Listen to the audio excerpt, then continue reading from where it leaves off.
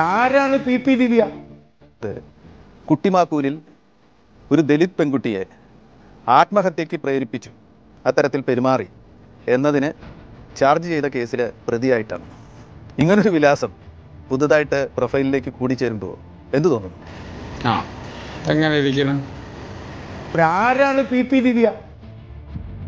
October 14 തിങ്കൾ ADM K Naveen ബാബുവിന്റെ യാത്രയപ്പ് യോഗത്തിൽ ജില്ലാ പഞ്ചായത്ത് പ്രസിഡന്റ് PP ദിവ്യയുടെ അധിക്ഷേപ പ്രസംഗം.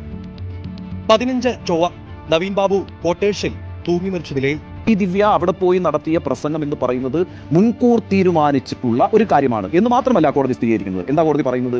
ഒരു പ്രധാനപ്പെട്ട ഗവൺമെന്റ് ഉദ്യോഗസ്ഥനെ, ഒരു ഹൈ റാങ്കിങ് ഓഫീസറെ ഇൻസൾട്ട് ചെയ്യാനും പരിഹസിക്കാനും ഹ്യൂമിലിയേറ്റ് ചെയ്യാനും അപമാനിക്കാനും വേണ്ടിയിട്ടാണ് ഈ പ്രീ പ്ലാനിംഗ് നടന്നിട്ടുള്ളത് എന്നുകൂടി കോടതി പറയുന്നുണ്ട്. കണ്ണൂരിൽ PP ദിവ്യയ്ക്ക് വേണ്ടി ഇപ്പോൾ കൊടുത്തുകൊണ്ടിരിക്കുന്ന ഈ പരിരക്ഷ, ഈ രക്ഷാപ്രവർത്തനം എന്ന് വേണം പറയാൻ. ആ ഒരു കരുതലും രക്ഷാപ്രവർത്തനവും ഒക്കെ സാധാരണക്കാരായ സഖാക്കൾക്കൊക്കെ കിട്ടുന്നുണ്ടോ, അതോ PP ദിവ്യയ്ക്ക് മാത്രമാണോ കിട്ടുന്നത് എന്നതുകൂടി കേസുകളുടെ പശ്ചാത്തലത്തിൽ എടുത്തൊന്ന് പരിശോധിക്കുന്നത് നന്നായിരിക്കും.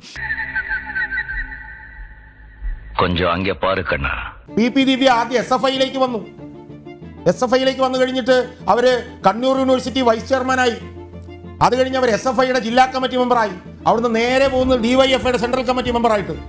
DYFI സെൻട്രൽ കമ്മിറ്റി മെമ്പറിൽ നിന്ന് നേരെ ജില്ലാ കമ്മിറ്റി മെമ്പർ. ആരാണ് ഈ ദിവ്യ? അത്തിലെ കമ്മ്യൂണിസ്റ്റ് പാർട്ടിയുടെ ഈറ്റില്ലമാണ് കണ്ണൂര്. അവിടെ ചോര നീരാക്കി പ്രവർത്തിക്കുന്ന നൂറുകണക്കിന് വനിതാ സഖാക്കളുണ്ട്. അവിടെ SFIയിൽ നിന്ന് ഒരു സ്ത്രീ നേരെ ജില്ലാ കമ്മിറ്റി മെമ്പർ. അവർ ജനാധിപത്യ മഹിളാ അസോസിയേഷന്റെ സംസ്ഥാന ജോയിന്റ് സെക്രട്ടറി, കേരള അതായത് കണ്ണൂർ യൂണിവേഴ്സിറ്റിയുടെ സെനറ്റ് മെമ്പർ, പാഠ്യപദ്ധതി കരിക്കുലത്തിന്റെ അംഗം, കുടുംബശ്രീ മിഷന്റെ ഗവേണിംഗ് ബോഡി മെമ്പർ, കണ്ണൂർ ജില്ലാ പഞ്ചായത്തിന്റെ ഡിസ്ട്രിക്ട് പ്ലാനിംഗ് കമ്മിറ്റിയുടെ ചെയർമാൻ, ജില്ലാ പഞ്ചായത്ത് മെമ്പർ, വൈസ് പ്രസിഡന്റ്, ഇതൊക്കെ എന്ത് മന്ത്രി കാൻഡിഡേറ്റ്. ഇത് എന്തുകൊണ്ടാണ് അവരിങ്ങനെയൊക്കെ വന്നെന്നുള്ളത് കണ്ണൂരിലത്തെ പാർട്ടി സഖാക്കൾ എന്നോടൊക്കെ പറഞ്ഞു തരുന്നുണ്ട്. സൂക്ഷിച്ച് നോക്കണ്ടടാ ഉണ്ണി, ഇത് ഞാനല്ല. അവർക്ക് ക്ലിഫ് ഹൗസിൽ ബന്ധമുണ്ട്, അവർക്ക് പൊളിറ്റിക്കൽ സെക്രട്ടറിയോടെ ബന്ധമുണ്ട്, അവർക്ക് പൊതുമരാമത്ത് വകുപ്പ് മന്ത്രിയോടെ ബന്ധമുണ്ട്. അതുകൊണ്ട് അവരെ ഒന്നും തൊടില്ല. 2, അവരെ തൊട്ടാൽ അന്വേഷണം AKG സെന്ററിലേക്കും പോകും, അന്വേഷണം പൊളിറ്റിക്കൽ സെക്രട്ടറിയുടെ ഓഫീസിലേക്കും പോകും. അതുകൊണ്ട് അവരെ ഒന്നും തൊടാൻ പറ്റില്ല.